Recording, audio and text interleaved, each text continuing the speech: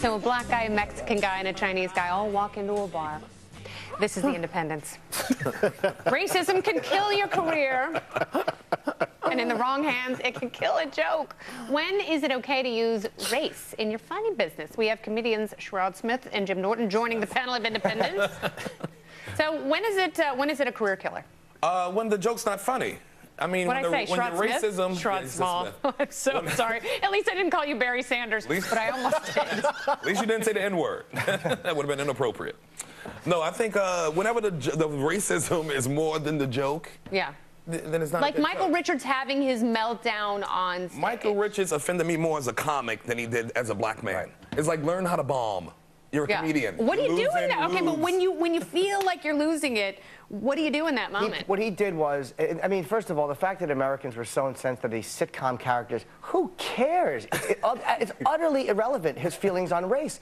But he just went ballistic on a heckler. If they were a table of fat people, he would have been like, you fat pig! Fatty. He would have done that. And I'm not saying what he did came out as anger, and I think people can kind of sense when your intent is to be funny and when you're trying to be angry. And it's really hard to justify that. But the way the country reacted, oh, how could he? Oh, who cares? Can you talk a little bit, because it's genuinely fascinating, I think, like, comedy is made for talking about cultural stereotypes and stretching the envelope. I'm sure half a dozen of your favorite comics did exactly that, whether it's Richard Pryor or whoever. It's like the thing is, in a comedy club or a comedy situation, you have more room for error to talk about stuff.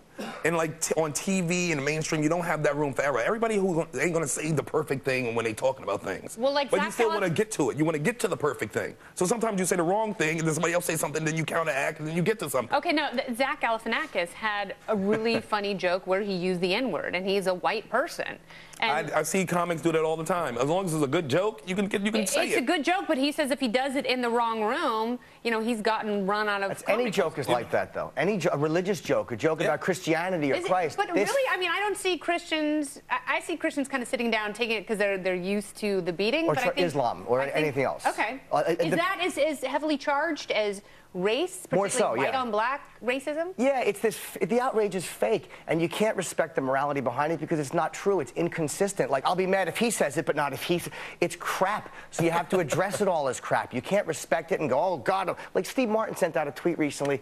The intent wasn't to be racist. Yeah, we've got the tweet right here. Yeah, it was harmless, and people got on him about it. I was like, can't you tell this guy's not a racist by his history and the people he does films with and the history he had with Richard Pryor? And come on.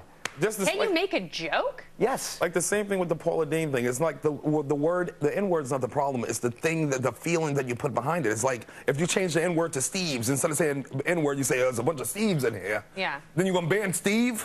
It's like you got to get to the root of the problem. But also, I mean, this is also a source of genuine humor. That's what I think is kind of interesting about it. Like, why is that funny? Why is it always funny for us? Because crowds get uncomfortable. The Book of Mormon or, you know, because people make people uncomfortable and then show them that there's no reason for their uncomfortability.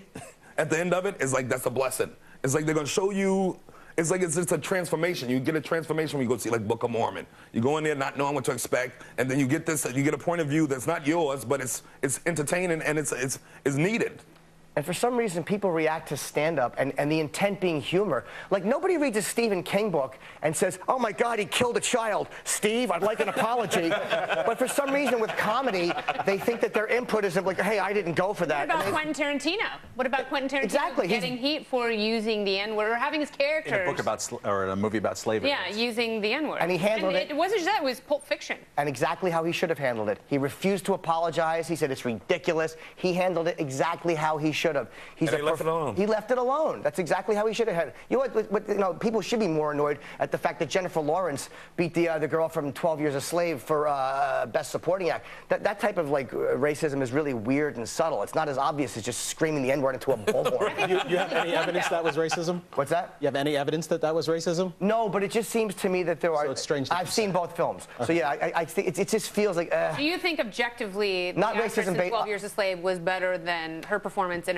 much better, and it's not racism every year. Not racism. I think those posters had a little racism in it when they had Fassbender all big and then my man who played the slave all tiny in the corner. You guys, we got to wrap it up, but please come back. This is great. There are many more topics that you can chew on and spit out on the Independent. I live in a building, so I'll be here. I don't like to accuse things of being racist without backing it up. I think it was based not in racial hatred.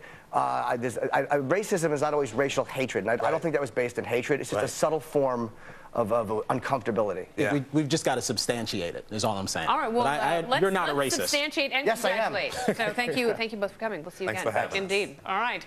I deem you both racist, by the way. Yes, good. Accurately. All right. You cannot have an immigration discussion without invoking the words of the mighty Lou Dobbs. Lou will be here next.